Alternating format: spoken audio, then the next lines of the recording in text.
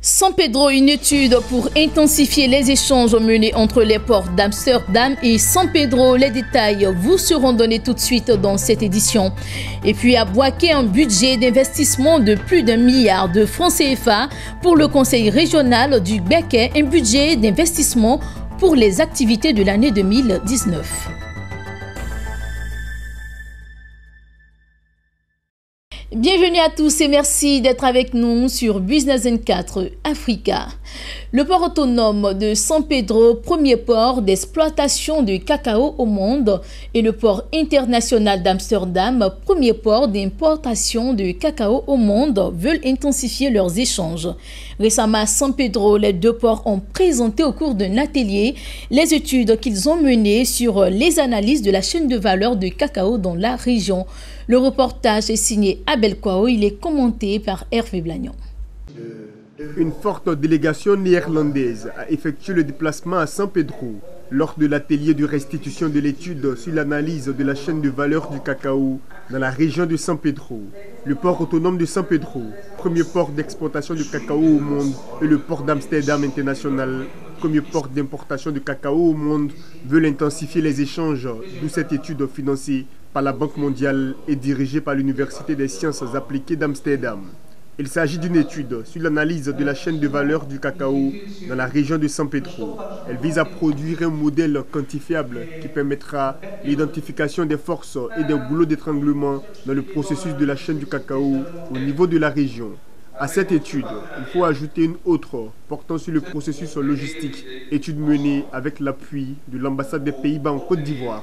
Au travers de ces études, mettre en exergue les points de difficulté, les goulots d'étranglement, les points de faiblesse qui méritent justement d'être totalement levés de sorte à pouvoir améliorer la productivité globale de cette chaîne logistique, notamment en ce qui concerne le transfert de la production bord-champ rendu port de San Pedro, en gardant naturellement la qualité et en gardant les quantités, de sorte à pouvoir permettre à l'ensemble de nos producteurs de bénéficier largement du produit de leurs activités. Le port de San Pedro et d'Amsterdam sont liés pour très longtemps. Et ce sont les poumons économiques, et ça c'est au niveau du cacao. Et nous avons obtenu des résultats déjà avec plusieurs recherches que nous avons effectuées ensemble avec le port autonome de San Pedro, avec toute l'équipe, ensemble avec beaucoup des acteurs clés qui se sont établis dans toute la chaîne logistique de cacao. Ces deux études viennent s'ajouter à l'accord scellé entre les deux ports le 23 février 2018 à Amsterdam lors de la 6e édition du Chocoa, le festival international qui rassemble les acteurs du cacao et du chocolat. Cette coopération vise à renforcer la collaboration des deux ports dans de nombreux domaines. À Boaké, le conseil régional du Gbeke a tenu une session ordinaire pour l'année 2019. Au cours de cette session, les conseillers régionaux ont débattu sur plusieurs thématiques à l'ordre du jour, dont le budget primitif dans lequel se trouve le budget d'investissement de l'année 2019. Un budget d'investissement d'un coût global de 1 milliard de francs CFA a été adopté.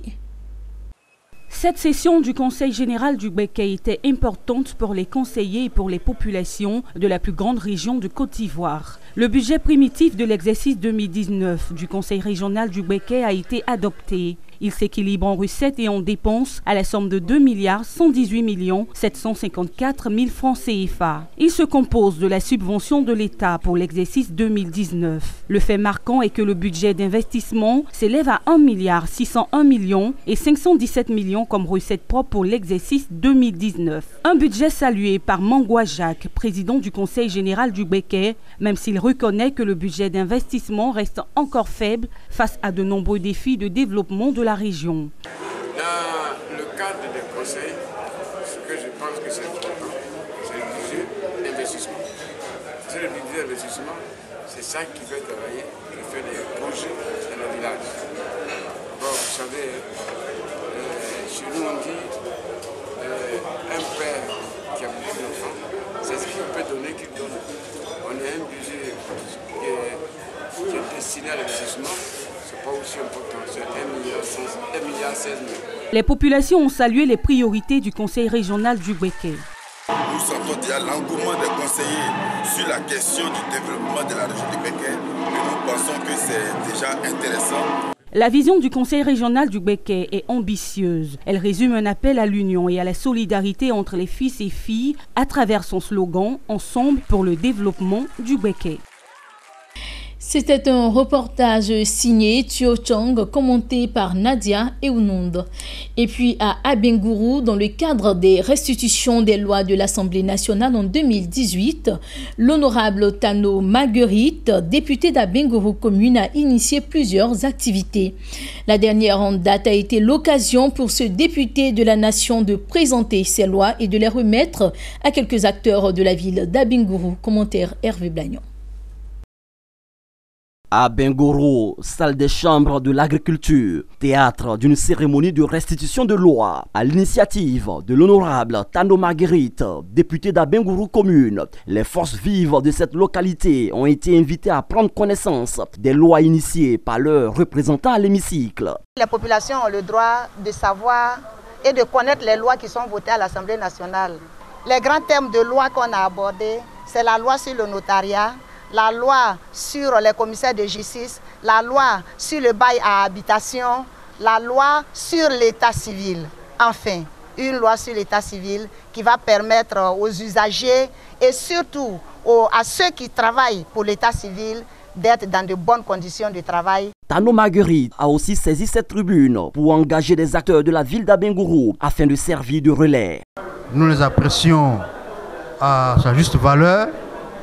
Et surtout, la loi sur le statut des notaires, c'était très attendu parce que jusqu'à maintenant, c'est la loi de 1969, modifiée en 1997, qui était en application.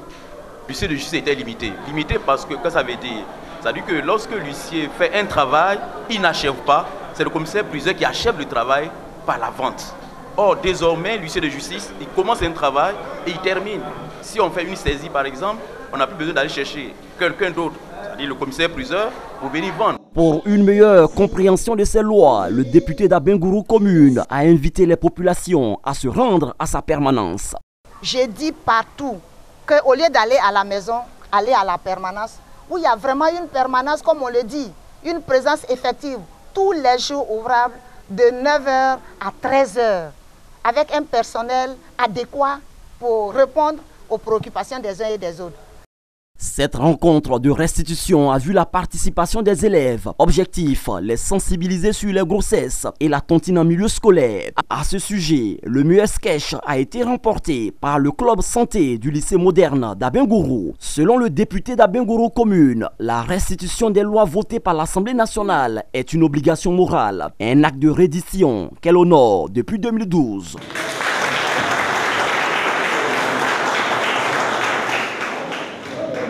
Tout autre chose à présent, à Diokwe, les fidèles chrétiens de l'église de l'Assemblée de Dieu, la Nouvelle Jérusalem du quartier Kokoman a organisé le culte d'action de grâce.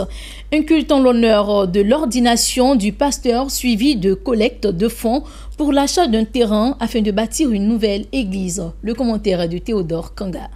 Les fidèles de l'église évangélique des Assemblées de Dieu de Diokwe, quartier Kokoman, temple la Nouvelle Jérusalem et les villages environnants ont prié pour la paix en Côte d'Ivoire et surtout pour les bienfaits de Dieu durant l'année écoulée. Cette année, ce culte d'action de grâce avait pour terme la sémence sacrificielle et ses retombées. Selon le pasteur Kofi Abel, il s'agit d'une invitation aux fidèles au changement de comportement. Dieu nous a donné l'orientation, nous a donné l'exemple.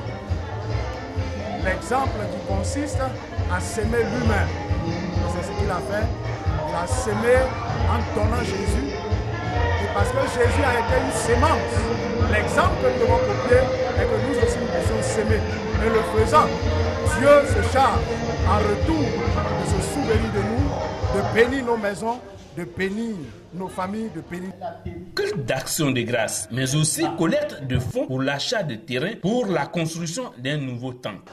Nous avons voulu marquer cette journée comme une journée d'action de grâce, c'est-à-dire une reconnaissance à l'Éternel, où le peuple de Dieu, mobilisé comme un seul homme, apporte tout ce que Dieu lui met à cœur de donner au Seigneur. Ensuite, nous avons voulu aussi que cette journée soit une journée dédiée au révérend pasteur pour une nation pastorale. Et donc le conseil a bien voulu nous célébrer. Et enfin, cette journée, c'est aussi une occasion de mobiliser les fonds pour les achats des terrains et aussi rebâtir un temple à la dimension de notre Seigneur. Je réalise que nous sommes sauvés pour servir.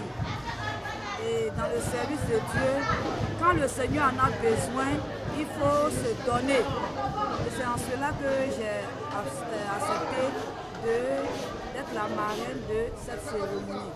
Je veux vraiment dire merci au Seigneur qui nous associe toujours à son œuvre.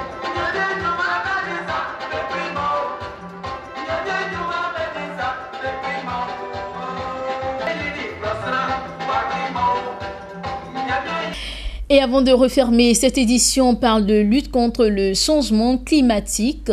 La Banque africaine de développement prévoit doubler ses engagements financiers pour lutter contre le dérèglement climatique afin de les porter à 25 milliards de dollars US sur une période de 2020 à 2025. La Banque africaine de développement a réussi à augmenter ses investissements en matière d'adaptation, estimés à 30% du financement climatique à un niveau égal au montant dédié aux mesures d'atténuation en 2018. Voilà qui met fin à cette édition. Merci à vous de nous avoir suivis. À très bientôt.